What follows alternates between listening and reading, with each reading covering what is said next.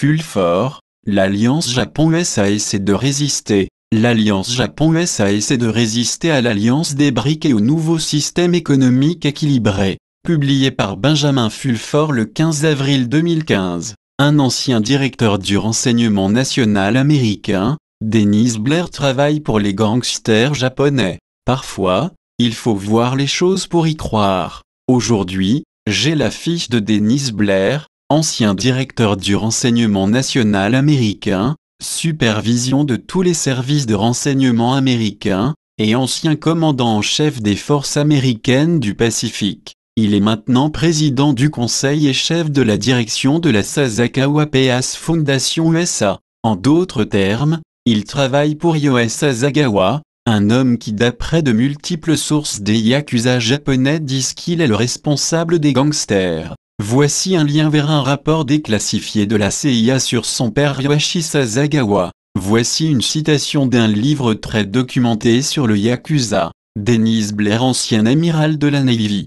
Donc là vous voyez, des hauts gradés américains se retirent du côté des yakuza. Blair parlait au club des correspondants étrangers du Japon où il a consciencieusement déployé la ligne actuelle du parti Washington DC pour la presse de propagande d'entreprise. J'ai été empêché à plusieurs reprises de poser cette question à Monsieur Blair.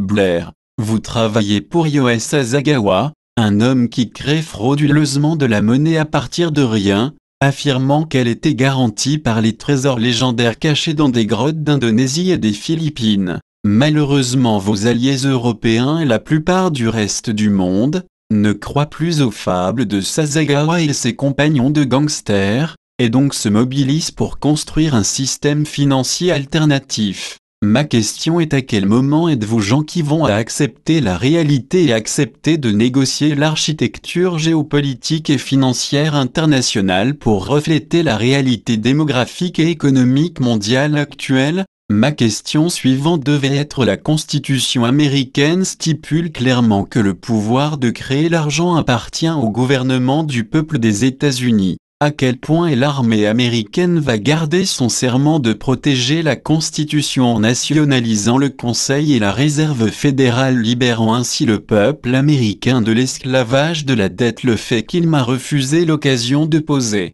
ces questions m'a rappelé une nouvelle fois que l'une des tactiques subtiles utilisées par la cabale pour contrôler ces conférences de presse manipulées et de s'assurer que seulement les journalistes qui suivent la ligne du parti sont autorisés à poser des questions. Dennis Blair au Japon. Dans tous les cas, l'écoute de la ligne du parti exprimée par Blair a fourni quelques informations importantes sur ce qui se passe pour le régime de Washington DC et son esclave de la filiale japonaise. La chose la plus importante que Blair a déclarée est que le récent discours devant le Congrès américain et le Sénat du Premier ministre israélien Benjamin Netanyahou n'était pas une bonne chose car il essaie de se mêler des affaires intérieures des États-Unis. Les commentaires de cette nature en public, en particulier au sujet d'Israël, lors d'une conférence de presse de l'entreprise constituent un langage très fort. Blair a ainsi confirmé ce que les sources du Pentagone et des agences me disent et qu'il y a une campagne concertée pour supprimer à la fois Netanyahou en Israël et le régime saoudien.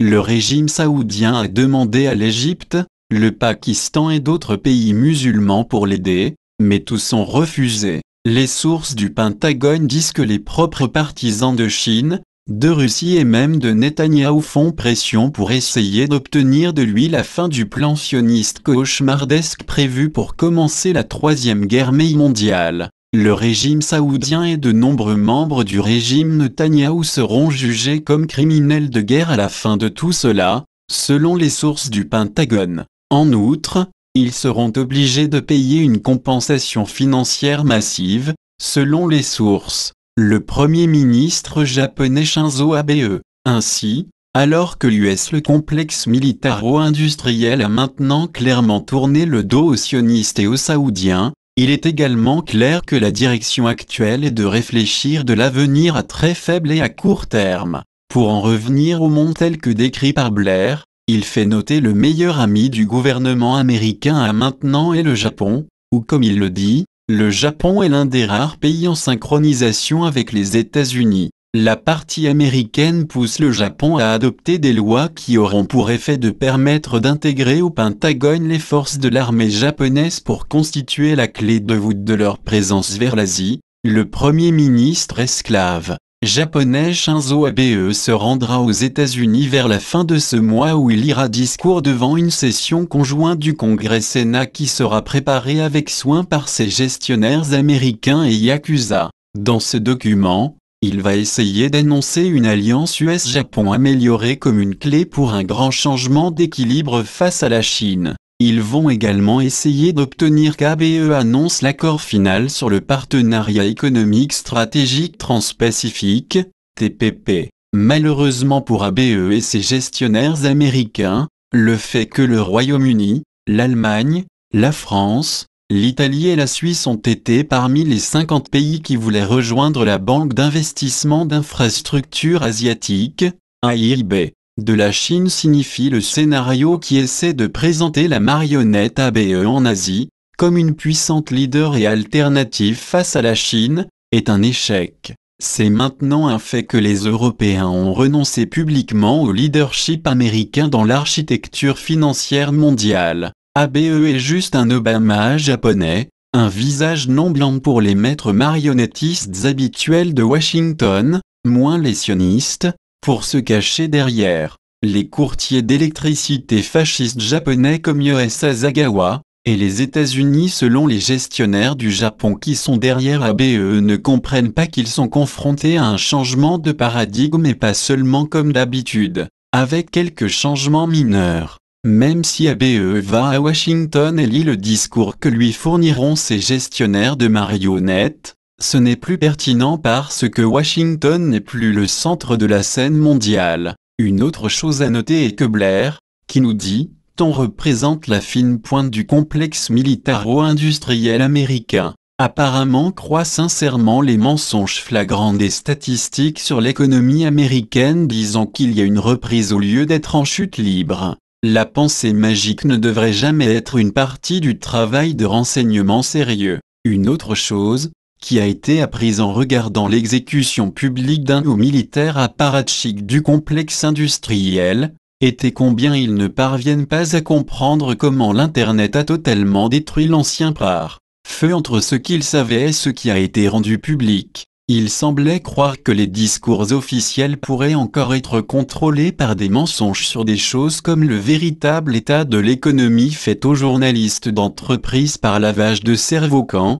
en fait, le net permet de trouver la plupart des informations librement aussi bien ou mieux que ce qu'ils peuvent avoir. Une chose Blair a dit qui vaut la peine d'être mentionnée, c'est que la Chine a volé environ pour 300 milliards de dollars et la valeur des secrets commerciaux est de 200 milliards de dollars, respectivement, des États-Unis et au Japon en 2013. Cela montre qu'Internet est en train de devenir une sphère mondiale des consciences où toutes les informations sont visibles et partagées. Dans un tel monde, l'ancienne mentalité d'essayer de contrôler les autres par la propagande, les technologies secrètes et la force militaire n'est plus pertinent. La Chine produit déjà 11 fois plus d'acier que les États-Unis et a accès à toutes les ressources intellectuelles afin, s'ils voulaient, de créer une imposante armée moderne mais, ils choisissent de ne pas le faire. Dans de telles circonstances, il est préférable de les transformer en partenaires que comme ennemis.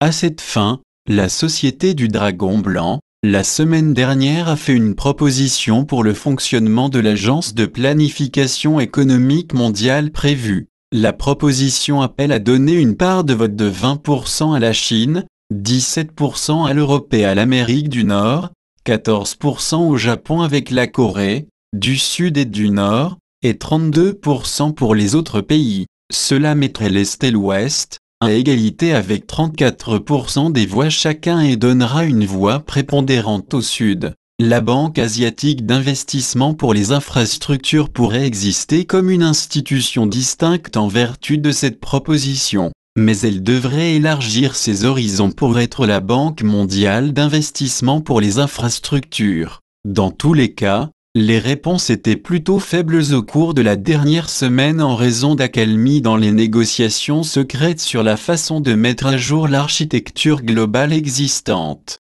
La crise grecque a préparé la route jusqu'en mai à cause de cela. Les choses devraient se redresser vers la fin du mois. Traduit par Philibert pour le grand changement.